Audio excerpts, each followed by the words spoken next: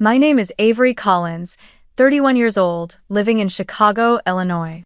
For years, I had grown accustomed to the fact that every major holiday was a stage for my younger sister, Hannah, to be praised and celebrated, while I was nothing more than a spectator sitting quietly in the back row.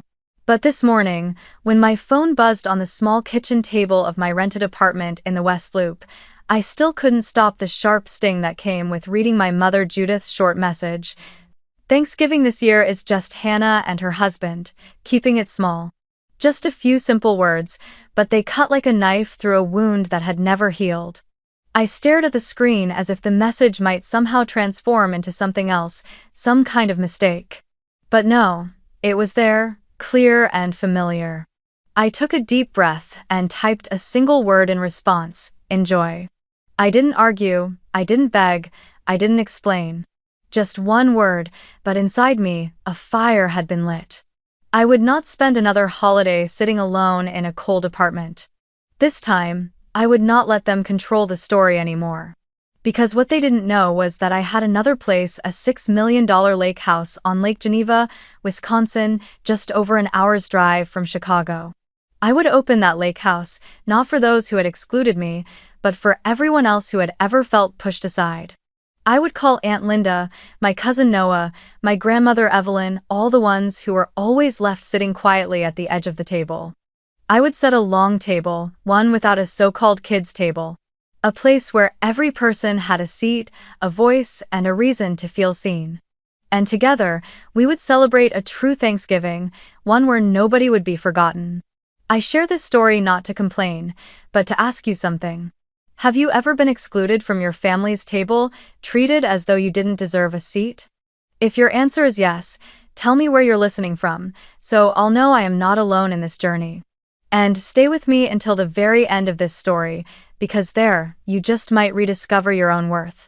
I still remember the Thanksgivings from my childhood as if they happened yesterday. Each year carried a fresh cut to my heart, no matter how many times I told myself I had grown used to it. The truth is, you never really get used to being pushed aside by your own family.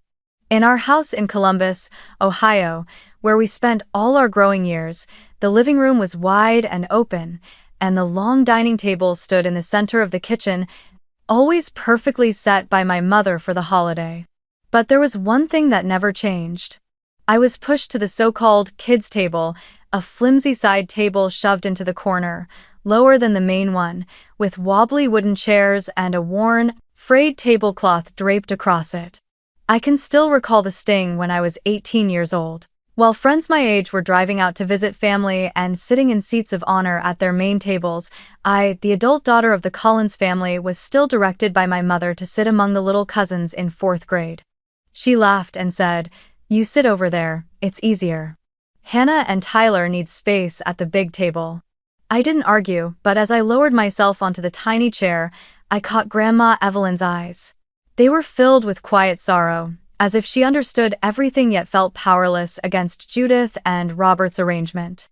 A year later, that memory deepened with another layer, this time through Thanksgiving gifts. My family had a tradition of exchanging small presents after dinner, a way to mark the beginning of the Christmas season.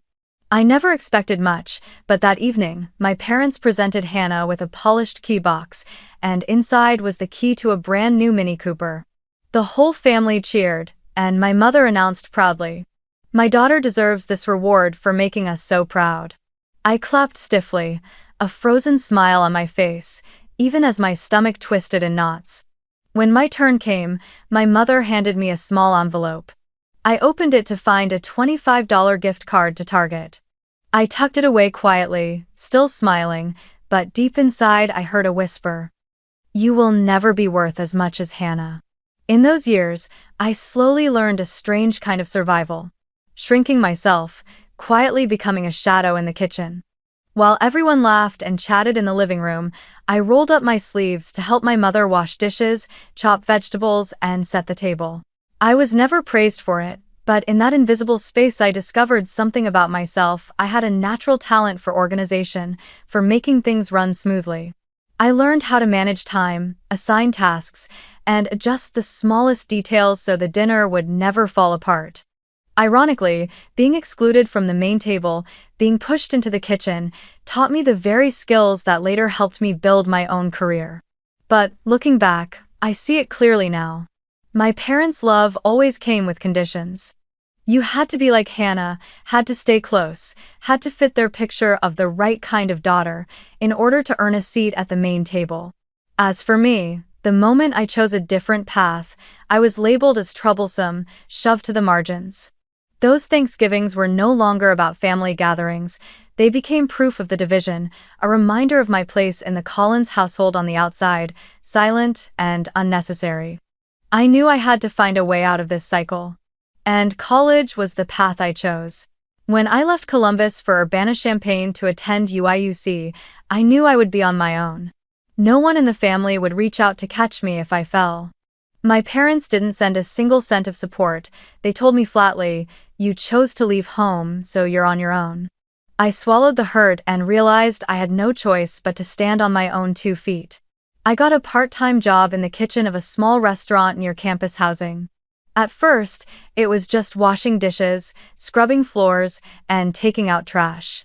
But over time, I was trusted with prep work, then cooking side dishes, and eventually even covering kitchen shifts when the head chef was away.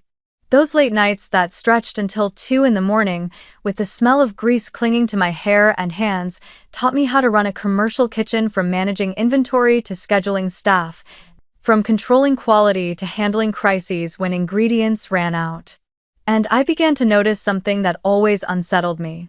After every dinner shift, the restaurant threw away bins of untouched food, while just a few blocks away, long lines of homeless people waited outside food banks for a meal. That thought clung to me and wouldn't let go. I started reading about food logistics, studying models in Europe, and attending small workshops on campus. I saw a glaring gap. Restaurants had endless surplus, food banks were always short, yet the two sides could barely connect in real time. When I returned to Chicago for a summer internship, the picture became even clearer. Restaurants in River North shut down after dinner service, tossing out enough food to feed dozens of families, while just a few miles away the Greater Chicago Food Depository struggled to scrape together scattered donations. I began sketching ideas on scraps of paper, a technology platform that could match supply with demand, optimizing routes so surplus food could move directly into warehouses or distribution points. After graduation, I decided to turn that idea into reality. With no capital and no connections, I named the project Meal Bridge, the Bridge of Meals. At first, it was just me and a fellow computer science student. We coded through the night in a cramped apartment, using free servers and Google Maps data to design a prototype. I went door to door at restaurants, pitching the idea of zero waste, zero hunger. Most of them laughed or waved me away. Nice idea, but we don't want the hassle of legal liability or transportation. Some were blunt.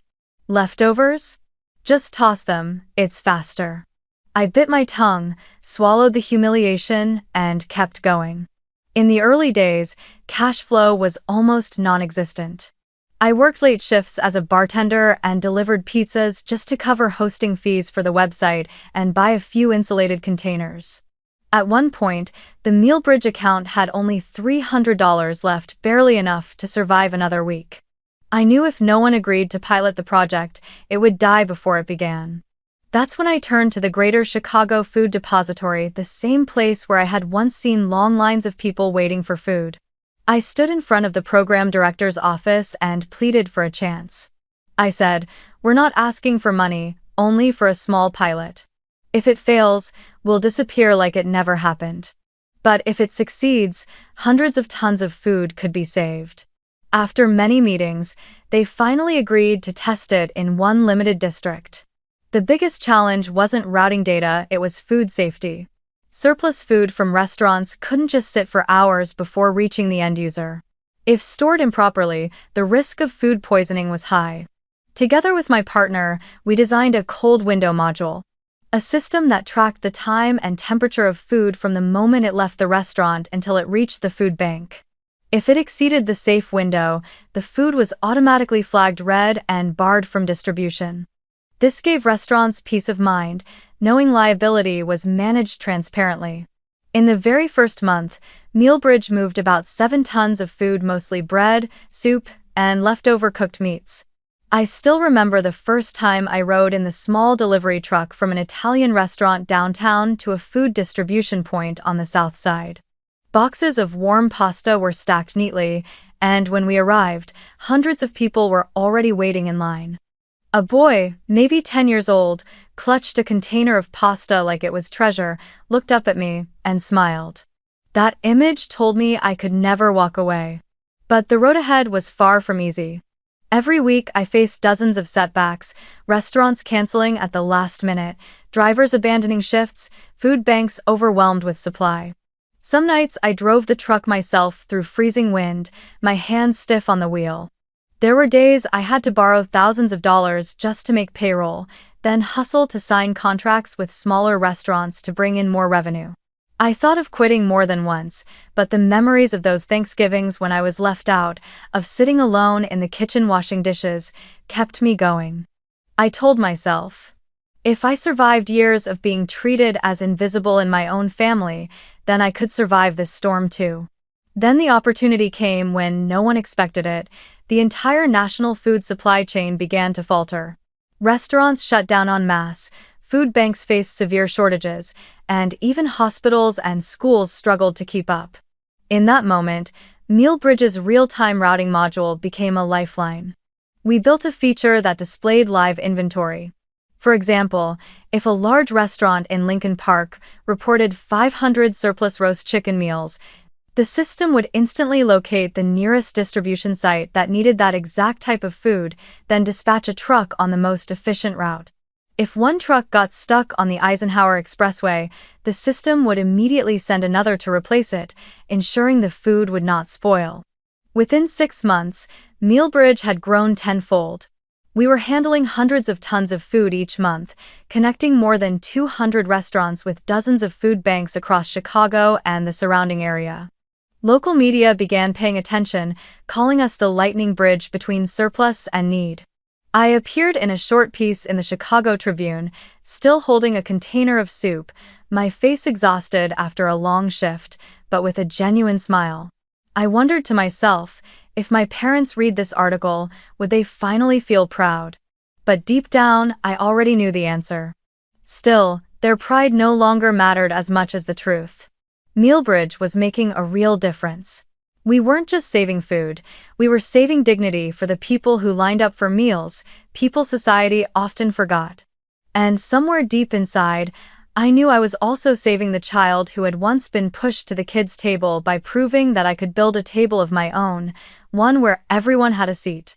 After 3 years of struggle, Mealbridge finally turned a page. A corporate fund specializing in ESG initiatives approached us, expressing interest in acquiring the entire platform to integrate into their distribution network. I still remember sitting in a conference room on the 37th floor of a glass tower overlooking the Chicago River, facing their lawyers and representatives across the table. The number they offered nearly took my breath away. $82 million, with an earn-out clause over the next 3 years. I knew this was the chance for Mealbridge not only to survive, but to expand nationwide. But more importantly, they agreed to one condition I insisted on. I would retain a share reserved for employees, and there would be a dedicated fund to support small food banks, the ones usually forgotten in large-scale projects. When I signed the contract, my hands trembled, not because of the enormous sum, but because I realized that from this moment forward, I could finally step out of those years of instant noodles and late-night delivery shifts in the rain. I had achieved something that, in my parents' eyes, might never truly be valued. Right after the deal, friends in the industry asked if I was going to buy a luxury car or take a long vacation in Europe. But the truth was, I never craved any of that. What I wanted was a place that truly belonged to me, a table no one could ever pull my chair away from. So I began searching for a special property, not downtown, but somewhere I could breathe, somewhere far from the cycle of comparison and disdain. After many trips, I found it. A lake house in Lake Geneva, Wisconsin, just an hour and a half's drive from Chicago. The house sat on more than 12 acres of land, stretching all the way to the water's edge. The asking price was $6 million, a figure that might make some people dizzy, but for me, it was an investment in peace. I first stepped inside on a crisp autumn morning when mist still drifted across the lake. The entire rear facade was built of floor-to-ceiling glass, opening onto a view of water shimmering silver. On the wide deck, you could set a long banquet table and still have space for children to run and play. Inside, the open kitchen featured a black walnut island with gleaming granite counters. The living room held a tall gray stone fireplace that nearly touched the ceiling, the kind that made me want to light a fire and sit beside its warmth the moment I saw it. Upstairs were 5 bedrooms, each with its own balcony facing the lake. There was even a small dock where I could slip into the water on sweltering summer days, or cast a line when winter froze half the lake solid. I kept the purchase private. No photos posted, no stories shared with colleagues, and certainly not a word to my parents or Hannah. I had grown too used to seeing my efforts twisted or reduced to a backdrop for my sister's spotlight. If they found out, I could already hear the comments. Avery just got lucky, or worse, I'm sure Hannah helped somehow. I refused to let that happen. This lake house was more than property, it was the result of years of being shoved to the kids' table, forgotten at airports, treated as a shadow. It was my silent answer to all those holidays I had spent quietly in the kitchen. During my first weekends at Lake Geneva, I often came alone. I brought my laptop, a few books, and packets of herbal tea. By day, I sat by the glass windows watching the lake shift colors with the sun, remembering every step of the road I had taken. By night, I lit the fireplace, letting the crackle of burning wood break the stillness. For the first time, I felt I had a home no one could take away, a place where I could invite those who truly valued me and say, "Here, everyone has a seat." I guarded that secret so carefully that even my friends would sometimes tease me. "Avery, where do you disappear to every weekend, never posting a single picture?" I would just smile and brush it off with, "Just getting away for a little quiet."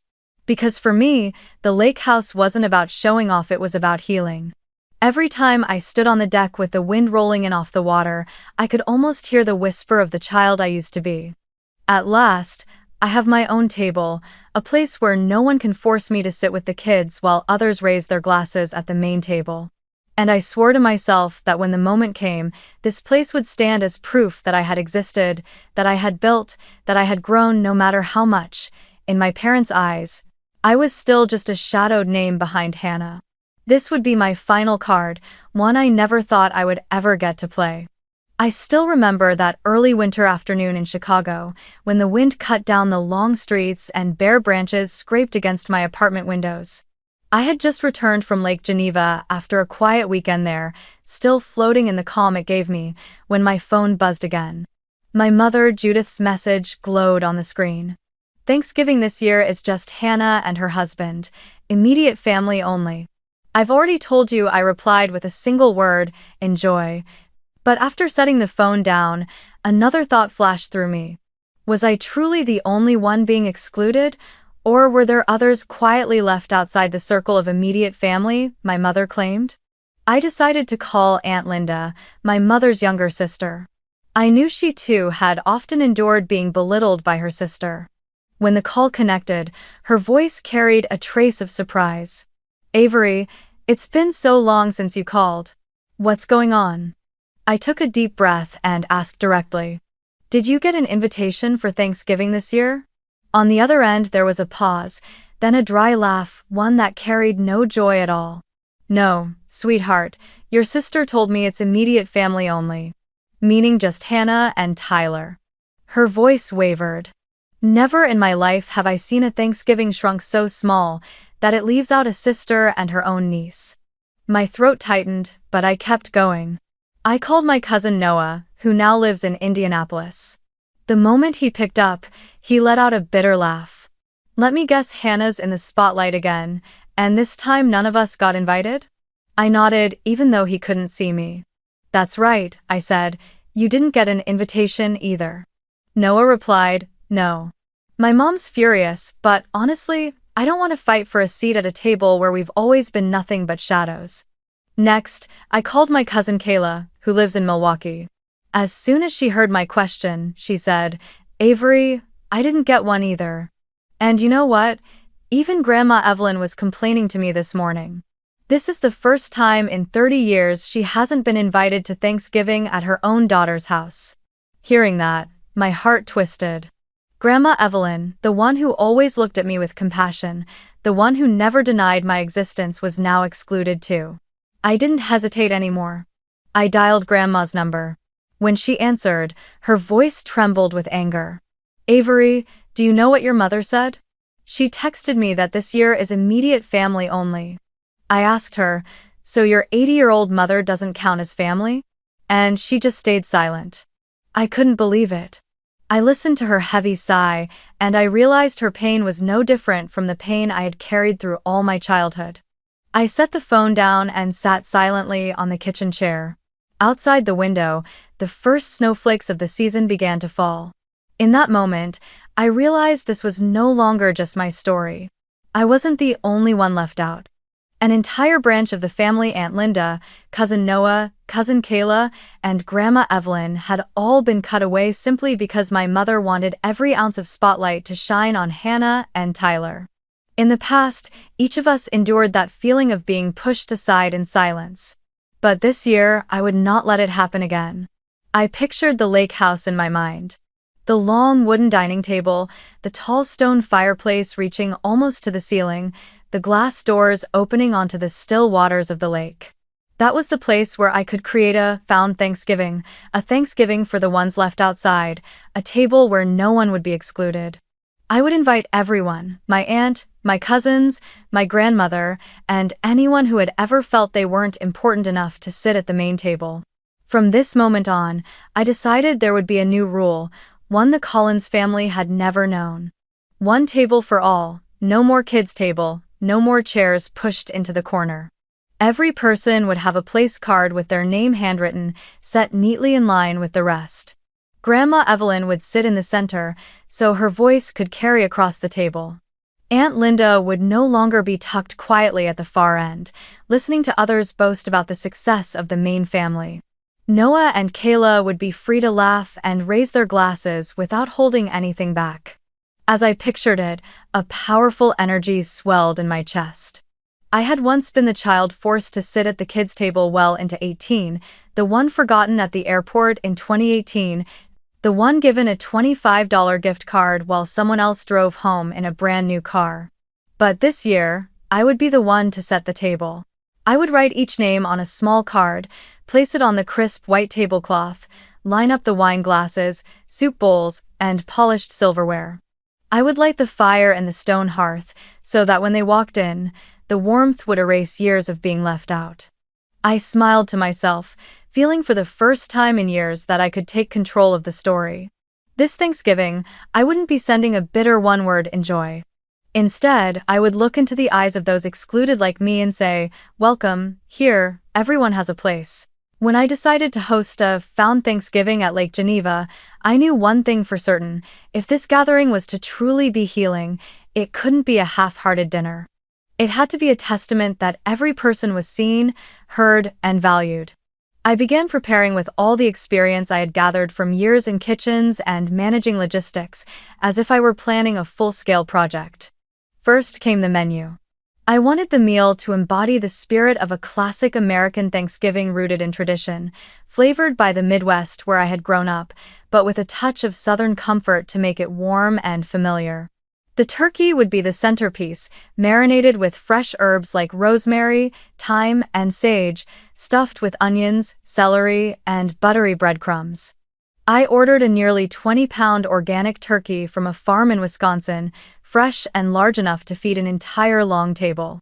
Alongside it, I planned golden cornbread, soft, slightly sweet, evoking autumn evenings down south. There would also be green bean casserole topped with crispy fried onions, silky mashed potatoes rich with butter and cream, and a tangy sweet cranberry relish to cut through the richness. And for dessert, the table would shine with decadent pumpkin pie and sweet pecan pie, the kind both children and grandparents could savor with equal delight. But for me, a meal has never been just about the food. It's an experience, a feeling that when you walk in, you know there is a place set aside for you. I carefully noted everyone's allergies and preferences. My cousin Kayla is allergic to tree nuts, so I made sure the chef prepared a separate pumpkin pie completely nut-free. Noah has been a partial vegetarian for years, so I planned a tray of vegetarian lasagna with portobello mushrooms and ricotta cheese. I also arranged non-alcoholic drinks, fresh apple cider, hot tea, natural sodas, and even a non-alcoholic eggnog for the kids. I didn't want anyone to feel left out, quietly pushing food aside because it wasn't right for them. Another important detail: no forced prayers under a single banner. In my family, every year my mother would ask the pastor or Hannah to stand up and lead a long-winded prayer, turning the meal into a stage for moral showmanship. This year, I chose differently. I would invite everyone simply to share a moment of gratitude. Those who wanted to could speak, those who didn't could just sit back and smile. It wasn't a performance, but a genuine pause for truth. I didn't forget the personal touch either. It was something I never had at my parents' table, a small gift chosen with each person's heart in mind. For Grandma Evelyn, I ordered a box of imported herbal tea from her favorite shop in Madison, paired with a small clay teapot. For Noah, the jazz lover, I hunted down a rare Miles Davis vinyl he had been searching for years. For the children, I wrapped shiny silver paper around Lego ship sets, so when they tore into them, their eyes would light up. I also set up a corner with a brand new Instax camera and fresh film, so everyone could snap photos and pin them on a string of wooden clips in the living room. Beside it, I laid out a giant jigsaw puzzle of the United States, so anyone could sit down, pick up a piece, and add it like a symbol that each of us was an important part of the whole. I prepared the operations as if it were a full-scale logistics campaign. The lake house had a narrow driveway, so I hired a valet team to handle parking neatly, ensuring no one would struggle in the cold snow. I had a gentle ramp built leading straight into the main hall so Grandma could move easily in her wheelchair. On the deck outside, I set up a small play area with mini basketball and ring toss games for the kids, giving them space to run around before dinner. Inside the living room, I curated a playlist called Americana Thanksgiving, blending warm country tunes, folk ballads, and soft classical pieces. The music wouldn't overpower conversations, it would be a backdrop, adding warmth to the atmosphere. I envisioned the entire process like an assembly line of care. From the moment guests stepped onto the deck, greeted by the valet, their coats hung neatly in a pinewood closet, their names placed on handwritten place cards, a warm cup of cider passed into their hands by me, and then walking into a hall filled with light and the aroma of roasting turkey. Every step was designed so they would feel, yes, I belong here. No one left in the hallway waiting for a seat, no one pushed to a corner kids' table. No one made to eat in silence on the margins. In the nights before the holiday, I sat alone in the wide living room, writing each name in gold ink on place cards, placing them beside gleaming white porcelain plates. I labeled every food tray, checked the allergy list twice. I tested the playlist to make sure the speakers worked smoothly. I even wheeled myself down the new ramp in a borrowed chair, ensuring it wouldn't be slippery if snow fell. Some might say I was overdoing it, but I knew the smallest details are what make the difference. I had once been the one pushed aside, the one eating cold leftovers in the kitchen while laughter rang from the main table. This time, I would be the one tending the fire, the one opening the door and saying, "Welcome, here, no one is a stranger." And when I imagined Grandma Evelyn sipping her herbal tea, Noah spinning a jazz record on the turntable, and the children cheering over their Lego sets, I felt a strange mix rising inside me. Nervous anticipation, yet deep peace. Maybe, at last, I was about to have a real Thanksgiving. That morning, I woke early to find a thin layer of snow spread across the wooden steps leading up to the lake house. The air carried that crisp Wisconsin sharpness, biting cold, yet it made me feel vividly awake. In the kitchen, Margaret and the small cooking team had already begun. The clatter of knives, the scent of butter melting in cast iron pans, the aroma of roasting turkey drifting down the hallways. I stood by the floor-to-ceiling windows, watching SUVs make their way up the drive, headlights cutting through the snow like falling stars. The first car pulled up, and out stepped Aunt Linda with my cousins Noah and Kayla. I walked out onto the porch to greet them, wrapping each one in a long, warm embrace. Grandma Evelyn arrived right after, seated in her wheelchair, pushed down the ramp by Linda's son. I had worried about that ramp all week, but the wheels rolled smoothly, without the slightest hitch. She looked up at me, smiling through misty eyes. "Avery, you've done what I've wished to see my whole life." In that instant, I knew every hour of preparation had been worth it. Guests kept arriving. Kayla's 2 children rushed inside, squealing when they saw the 12-foot Christmas tree glowing with golden lights and neatly stacked presents underneath. Noah set his guitar in the corner of the living room, promising to play a few soft jazz pieces later. Heavy coats were tucked neatly into the pinewood closet, snow boots lined up along the rug, and each person received a warm cup of cider as they stepped in. I watched their faces closely and saw it. Surprise mingled with relief, as if they hadn't just entered a house, but finally a place where they truly belonged. When everyone had gathered in the great hall, I led them into the dining room. The long walnut table was draped with a white cloth, each place set with a handwritten card. There was no kids' table, no one pushed into a corner. Just one long row of chairs, all equal, with Grandma seated at the center, her children and grandchildren around her, voices and laughter echoing as if breaking a curse that had lingered for years. I invited everyone to share a moment of gratitude instead of a rehearsed prayer. Noah lifted his glass of water and said he was thankful that the family could finally come together without living under the shadow of comparison. Kayla whispered thanks that her children could see a Thanksgiving where they truly had a seat. When it was Grandma Evelyn's turn, she placed her trembling hand on the table, her voice raspy but firm. "It's been so long since I felt like I was sitting in a real family." I bit my lip to keep the tears back, because those words were the greatest reward of all. Dinner began. Margaret brought out the golden roast turkey and set it in the center of the table, the skin crisp, the aroma of herbs filling the air. We passed bowls of creamy mashed potatoes, warm cornbread, and ruby-red cranberry relish that gleamed like jewels.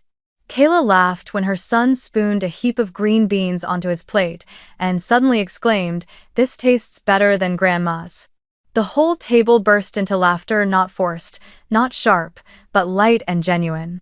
I poured red wine, then handed Grandma a cup of herbal tea.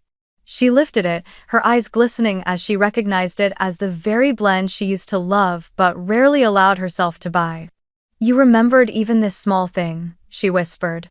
I only nodded, smiling. The sound of silverware against plates mingled with voices flowing freely, no one interrupted, no one dismissed. Noah told the story of being forgotten at the airport in 2018. The table roared with laughter, not cruel laughter, but the kind that releases old weight. And I realized, some wounds can begin to heal with nothing more than one honest meal shared together. In that moment, Mia, Kayla's 17-year-old daughter, pulled out her phone.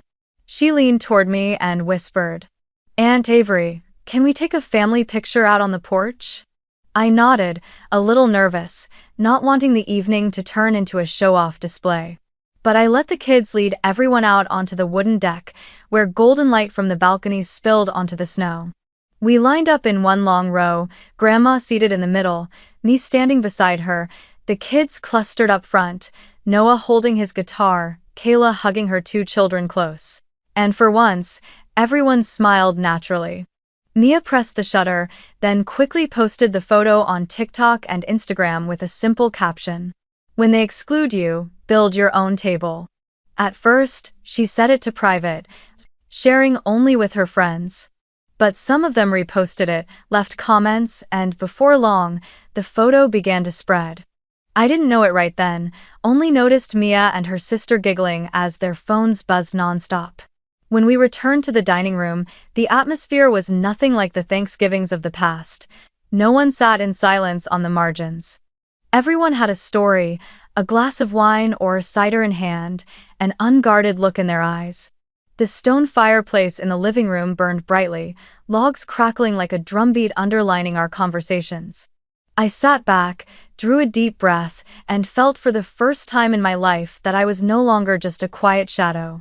That night, when dessert was served, slices of golden pumpkin pie, glossy pecan pie dripping with brown syrup, Grandma Evelyn laid her hand gently over mine, gave it a soft squeeze, and whispered, "Avery, you've done what I thought no one in this family would ever dare. You built a table where no one is left behind." I smiled, throat tight with emotion, and simply answered, "Grandma, this is Thanksgiving." How? When the family finished clearing the table, I leaned against the window frame, watching the snow fall quietly outside, my heart still beating to the rhythm of the evening's joy. But less than 10 minutes later, the calm shattered. My phone buzzed relentlessly, the screen lighting up again and again as if it might burst. Dozens of missed calls, messages flooding in from the family group chat, from my mother, from Hannah. I hesitated for a moment, then opened them. The first message hit me like a slap. It was from Hannah. Just 4 words, but sharp with the same bitterness I had known for years.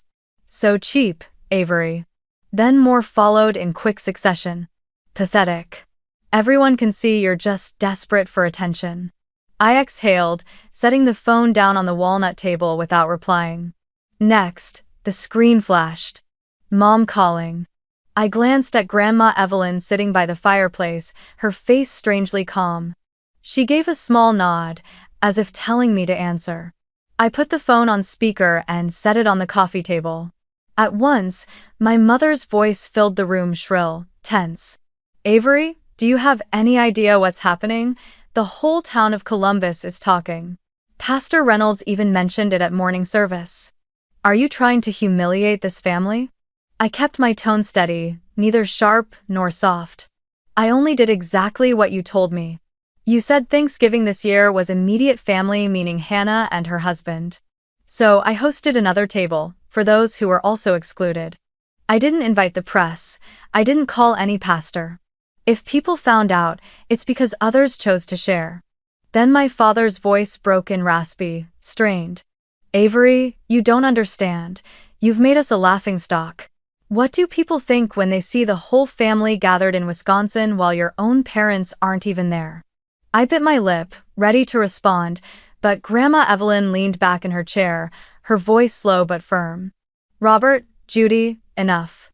All your lives you've abandoned Avery.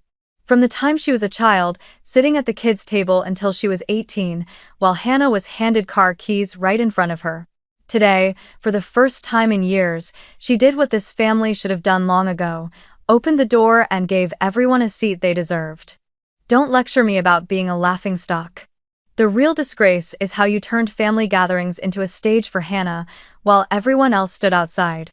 The line went silent for a few seconds, then my mother broke down, her sobs catching in her throat. I never meant to hurt her. It's just... Hannah was always sweeter, everyone praised her, and Avery just... Grandma cut her off sharply. "There is no such thing as sweeter. There is such a thing as conditional love. And you let it dictate how you raised your children." The result was a child who had to carry the weight alone, building an entire life just to prove she was worthy. Thankfully, she was strong enough to do it. But the price you pay is this distance. And now, you have to face that truth. And. I drew in a deep breath, then spoke clearly, my voice steady in a way it had never been before. "I'm not here to argue. I just want to say this once, from now on, everything will no longer revolve around Hannah. In this lake house, anyone who walks through the door has a place, without exception. No more kids' table, no more looks of comparison. This is my table and my rule is simple, whoever comes will be seen, heard, and valued." My father sighed, the sound like wind rushing through the phone line. "Daughter, you're being extreme. We can talk about this later, but Hannah, she feels betrayed." I let out a quiet laugh, the first time I hadn't felt small under his voice.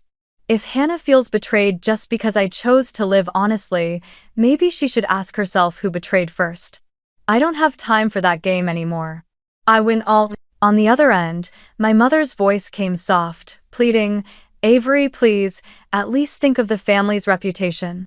But I pressed the button and ended the call. No shouting, no long explanations. Just a clean break, like shutting a door that had creaked for years. The room fell silent. I looked up and saw Noah nodding, Kayla squeezing her husband's hand tightly, and Grandma smiling tired, but proud. I sat back down by the fireplace, drawing in a long breath, letting the crackle of burning wood soothe my ears. Grandma laid her frail hand over mine and said gently, "You've just set a boundary. That's not rebellion, it's how you protect yourself. And all of us." I nodded, my eyes stinging. In that moment, it felt as if I had stepped through an invisible doorway. No longer the child always pushed aside, but an adult who knew her worth and had the courage to say, "Enough." That night, my phone kept buzzing. But this time, instead of feeling crushed by it, I set it aside, letting the vibration fade into a dull background hum. I knew those calls no longer had the power to define me. I had my own table now, and in the glow of the fire, I looked around at the beloved faces laughing, talking, sharing the last slice of pecan pie. They were my real family. And for the first time in my life, I did not feel alone. A week after that Thanksgiving night at Lake Geneva, when the laughter had faded and the golden lights on the porch had been packed away, the lake house settled into stillness. I stayed a few extra days, both to tidy up and to savor the rare peace. But inside, I knew there was still one thing unfinished, a dinner meant only for the so-called immediate family, my parents and Hannah. Not to reconcile, but to finally speak the truths that had been buried for far too long. That evening, wind swept in from the lake, sharp as knives against the porch. I prepared a simple meal, roast beef cooked just right, creamy buttered mashed potatoes, warm bread fresh from the oven, and a single bottle of red wine. No background music, no twinkling lights, only a few candles set on the walnut table and the steady flames in the stone fireplace. This was not a performance. This was a night where truth would have a seat at the table with us. When the familiar SUV pulled up to the porch, I opened the door to greet them. My father entered first, his heavy coat dusted with snow, his face stern but his eyes flickering with unease. My mother followed, clutching her scarf tightly, avoiding direct eye contact. Hannah was the last to step inside, her leather boots marking the snow-damp rug, her lips pressed thin, her eyes darting quickly around the wide room before dropping down, silent. I hung up their coats and invited them to sit at the table. No one rushed to speak, the air was thick, as if each of them was waiting for someone else to break the silence. I poured wine, slid a glass toward each of them, then set my hand on the table. "I invited you here not to show off this house, and not to hurl blame. I only want to say what I've never had the chance to in the past 30 years. No one interrupted. Only the crackling of the fire filled the space behind my words. I began with the smallest but sharpest memories, sitting at the kids' table until I was 18, while Hannah sat in the place of honor at the main one. I recalled the Thanksgiving when Hannah was handed the keys to a brand new Mini Cooper to cheers and applause, while I received only a white envelope with a $25 gift card inside. I told them about the year I got into UIUC, and the whole family dismissed it as too far, too inconvenient, while Hannah chose Ohio State and was celebrated as keeping close to family. I reminded them of Thanksgiving 2018. When I was forgotten at the airport because my mother was too busy baking pumpkin pie for Hannah. Each memory cut like a blade, but I spoke them calmly, without shaking, without anger, like reading out a factual report. Then I told them about my college years, scraping by on tuition, working kitchen shifts until exhaustion, sleeping on worn sofas. I explained how those very years taught me to run operations, which led me to founding Mealbridge. I described how we gathered surplus food, connected restaurants with food banks, and how during the pandemic, that system saved hundreds of tons of meals from being wasted. I spoke of nights when cash flow dried up, when I thought everything would collapse, yet I endured until I sold the company for $82 million. At that moment, I looked straight into my parents' eyes. I did all of that. And yet, in your eyes, I was still nothing more than Hannah's shadow. The room sank into a long silence. My father leaned back, his hand tapping lightly against his wine glass, then drew in a deep breath. Avery, maybe, I never really saw you. I was too busy noticing the things that were easy to brag about, like Hannah's achievements. And you? I thought you could handle yourself, so I didn't look. His voice trembled, as though he was touching a raw truth for the very first time. My mother set her glass down, her eyes glistening though no tears fell. I never meant to hurt you. It's just. Hannah always needed me more, always came to me to share things, while you were so independent, hardly ever said much. I thought you were fine. But, maybe. That was just me lying to myself. I turned to Hannah. She stayed silent, her hands clutching the napkin until it wrinkled. I waited, but she said nothing. Only in her eyes did I see something different for the first time, not the confidence of the golden child, but a vague fear. Fear of losing the center, fear of the light shifting away. The meal unfolded slowly, each bite of beef, each spoonful of mashed potatoes. No bursts of laughter, no promises that things will change.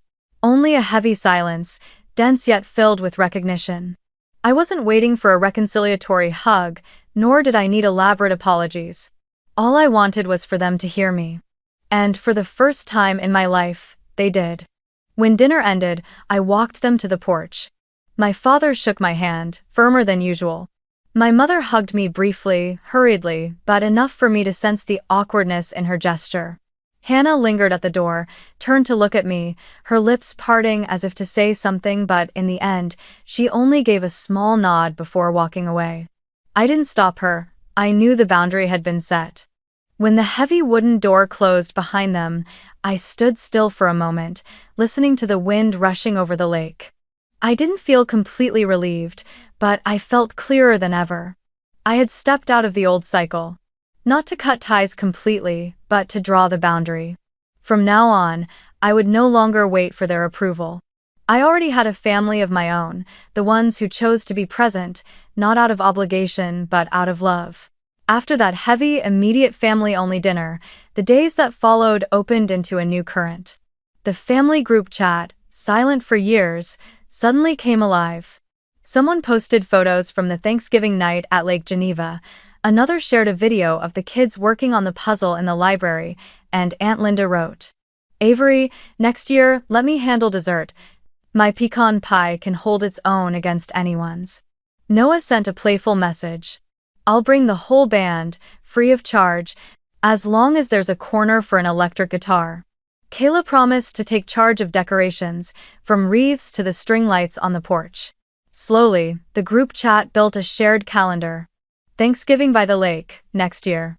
Instead of waiting for my parents to dictate, everyone now divided tasks themselves, making promises, and most importantly anchoring me at the center. Meanwhile, Mia's photo of the family on the porch with the caption, "When they exclude you, build your own table," continued to spread. It was reposted not only by her friends but also by strangers who resonated with it. I began receiving messages from people who had once been excluded from their own family tables. "Your story reminded me of the year I was left outside while everyone else had Christmas dinner," or "I was kept at the kids' table until I had children of my own." Instead of shying away, I decided to turn that momentum into something meaningful. I announced in a public post, my lake house would open one weekend before Thanksgiving as a collection point for food banks in the Chicago-Milwaukee area. Visitors could bring canned goods, fresh produce, or cash donations. Everything would be distributed through the network I had once built with MealBridge. It was both a way to tie back to my startup roots and a declaration. Meals were never meant to be about showing off, they were meant to be shared. The responses came faster than I ever expected. A food bank in Kenosha sent a letter of thanks, asking to partner officially. A restaurant in Milwaukee promised to bring an entire truckload of canned goods. Even a few former MealBridge employees volunteered to come back and help with coordination. I realized then, building a table was no longer just about family, it was rippling out into the community. Still, I knew I needed clear boundaries for the future. I wrote directly in the family group chat. The lake house will always be open to everyone, including mom and dad, under one condition: one table for all. No more kids' table, no more divisions. Whoever sits down will be respected. That message was met with a flood of hearts and clapping emojis. My parents read it but didn't respond right away. Still, the rule was written, undeniable. The next Thanksgiving was still a year away, but the anticipation had already begun. Kayla shared pictures of invitation cards she was designing. Noah practiced a few new songs in advance. Grandma Evelyn messaged, "This time I'll cook my old stuffing recipe. I want to contribute." And I too felt a calm I'd never known before. Thanksgiving was no longer an ache, but a new tradition. And so, one chilly afternoon, I sat on the porch of the lake house, staring at the still water. The wind was cold enough to remind me winter was near, but the kitchen behind me stayed warm, the scent of bread and burning wood in the air. I sipped my tea, watched the shimmer of twilight stretch across the lake, and whispered to myself, I did it. Not because I had defeated anyone, but because I had finally stopped waiting for someone else to pull out a chair. I had built a table of my own. And more importantly, I had saved seats for those who truly valued me.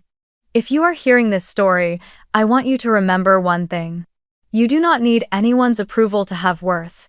You don't need to sit on the margins, waiting for someone to call your name. You can build your own table and open chairs for the ones who deserve them. That is what real Family Island